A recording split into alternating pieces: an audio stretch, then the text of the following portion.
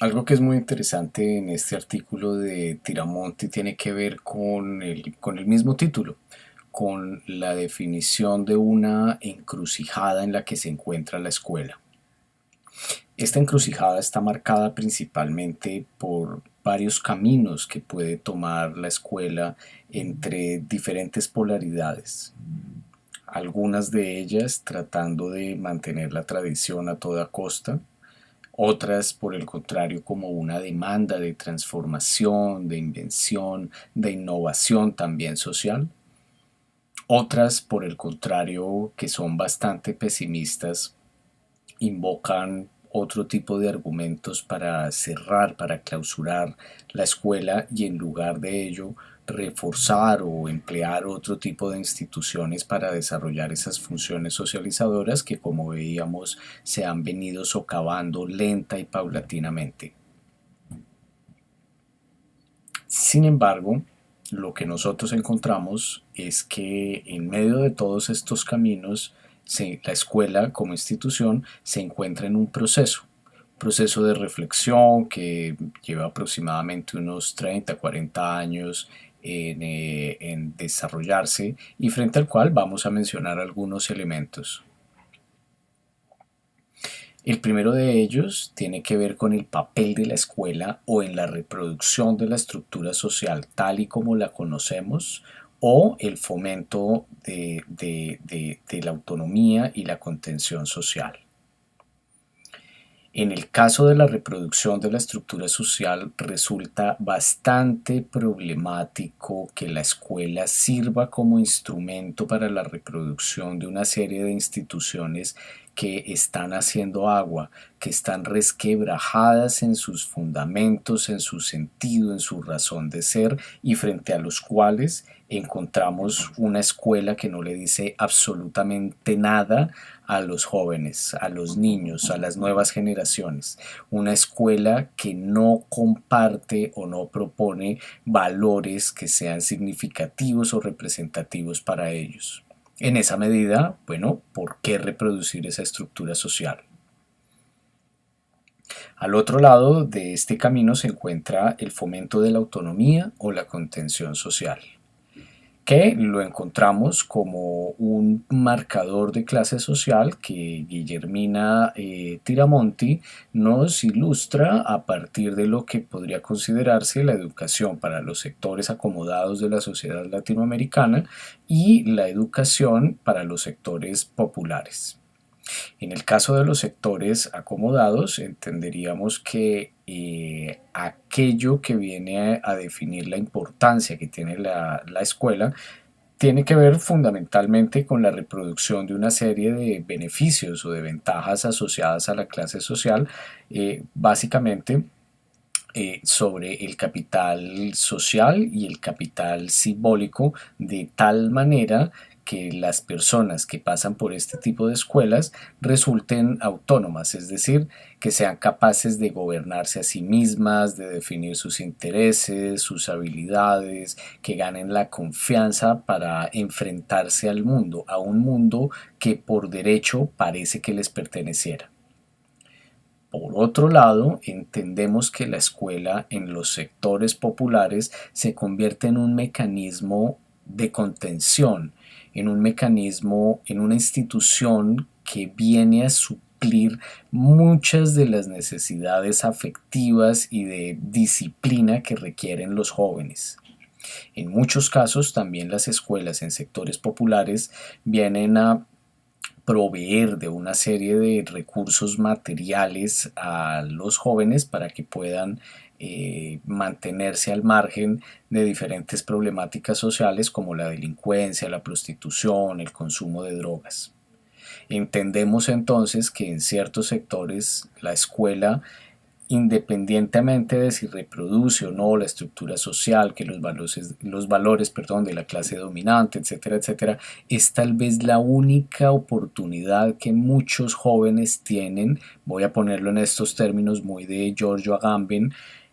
para mantenerse con vida. Es la expresión máxima de la nuda vida cuando una familia no tiene que ofrecerle qué comer a su hijo en casa y prefiere mandarlo al colegio porque sabe que allá en la escuela le van a ofrecer por lo menos 2 comidas al día.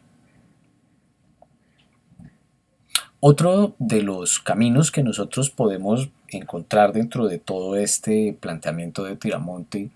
tiene que ver con cierta actitud que debe tener la escuela frente a diferentes situaciones que, como hemos visto, son también tremendamente densas. Esta actitud está cifrada a partir de una nueva polaridad y tiene que ver con si la escuela la entenderíamos como un lugar de apertura, un lugar dispuesto a jugársela por nuevas formas de relación con el conocimiento, un escenario de cambio, un escenario que promueva las oportunidades y las democratice, las comparta cada vez para una mayor cantidad de gente. O si por el contrario, que esta es la otra polaridad, la escuela debería ser un espacio totalmente volcado sobre sí mismo, autorreferencial, en donde se veneran y se reproducen unas formas, unas prácticas muy particulares, pero que solamente tienen un valor instrumental ahí, al interior de la escuela. En esa medida, esta polaridad implica de cada uno de los actores que estamos presentes en el mundo de la educación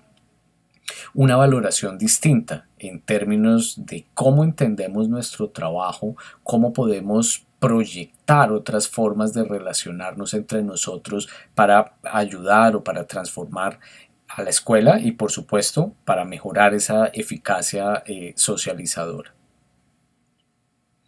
Frente a todo esto, entendemos que hay una nueva polaridad y es la que se establece entre, a ver, si la escuela debe atender las demandas sociales individuales en el aquí y en el ahora, o si por el contrario la escuela debería proyectarse hacia el futuro digamos, en algún sentido en particular. Podemos entender que si bien la escuela cumple unas funciones en el momento, en el tiempo presente, también tiene que ofrecer una promesa que vaya mucho más allá de lo inmediato. Lo que no sabemos es hacia dónde debería orientarse básicamente esa promesa o qué tan actuales deberían ser las alternativas que se ofrecen para tratar, para abordar esas diferentes demandas sociales e individuales que se canalizan a través de la escuela. Vuelve y juega nuevamente la diferencia que existe entre las escuelas de los sectores acomodados y las escuelas de los sectores populares. Mientras que en las unas existe un exceso de sobrevigilancia y una gran preocupación por el aprovechamiento al máximo del tiempo, ¿sí? Es decir, hay una inversión intensiva en recursos en el momento presente buscando precisamente la utilidad o la rentabilidad más adelante. En las escuelas de sectores populares lo que existe es una dilatación de un presente en donde al parecer no hay una promesa de futuro. Una promesa de futuro que garantice la participación de muchos de estos jóvenes en niveles superiores de educación o que los mantenga al margen de muchos riesgos y muchas amenazas que se aprovechan de su vulnerabilidad. En medio de todo este panorama, fijémonos cómo todas estas polaridades nos llevan a pensar de una manera distinta la escuela y también nuestro trabajo. Entonces, digamos que para ir cerrando nuestra sesión, podemos entender que la escuela está constantemente en un debate entre lo que podríamos definir como la equidad social, es decir, poder garantizar que todas las personas cuenten con el acceso a una serie de recursos, pero también con un asistencialismo que en algunos casos se convierte en un factor de protección, como lo he venido mencionando y lo reitero ahora, frente a muchísimos riesgos que existen. Por otro lado, entendemos que nosotros, o más bien, la psicología como discurso ha producido lo que la autora denomina la cultura psi,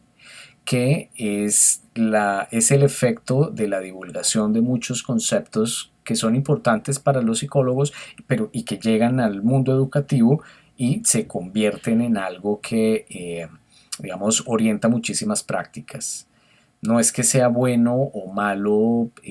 per se, pero sí nos llama la atención porque puede existir psicología sin psicólogos, porque mucha gente apropia a algunos de estos conceptos y los traduce a su propia realidad. Entonces, en esa medida, para la escuela es algo muy difícil poder llegar y definir el lugar también de la psicología y sobre todo de los psicólogos dentro de su entramado. Otro de los aspectos fundamentales que creo que está dicho entre líneas a lo largo de toda la presentación que hemos trabajado es la importancia de entender las relaciones intergeneracionales, es decir, el mundo de los jóvenes, de los niños y de los viejos es distinto